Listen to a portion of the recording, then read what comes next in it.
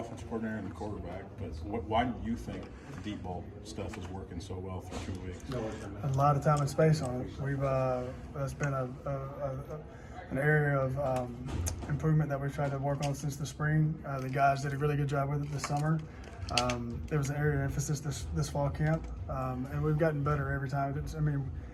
You don't get better at it unless you work it. And those are hard to work, one, because you want to try to take care of the receiver's legs, and you don't want to throw the quarterback's arms out every day, right? But that's stuff that you got to do, and Luke and the receivers are doing a really good job of, whether it's just light kind of half speed at the end of practice, before practice, and then working it when we call them during practice, is go full speed and get that timing down. You said something to me last week about something Spencer Rattler always says, that if I got a big body wide receiver, it makes my life a lot easier, especially on those deep balls. Do you kind of believe that the guys in your room make it a little bit easier to kind of get that kind of stuff? Yeah, the bigger body guys, the fast ones, if you're smaller or shorter, right, sure. The fast ones help, right? But if those big guys, for a lot of times in this league, as well as the last one I was in, man, you're going to have somebody right beside you. So it's the bigger body guys, not necessarily easier, but it is a little bit more quarterback friendly to have a bigger guy out there.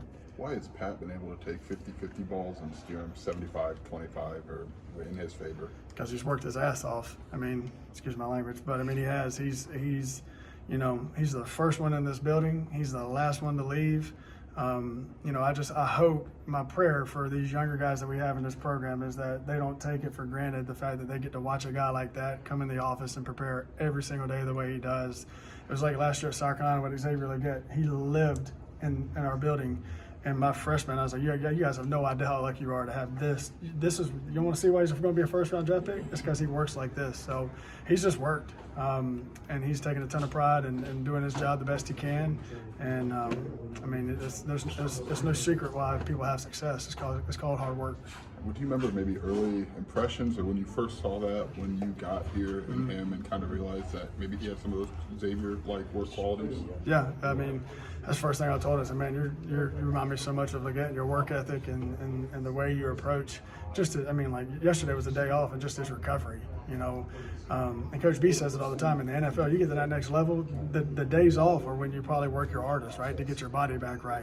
It's the only way you make it 16, 17 weeks in the season. The same thing at this level. The only way you make it through the end of the year is to take care of your body. So, I am eternally grateful to my first year here to have that example for my room, for my guys. How good was the car? Really good. Things we got to clean up. We got to protect the football. That's one of the things we preach today in our practice, and he knows that.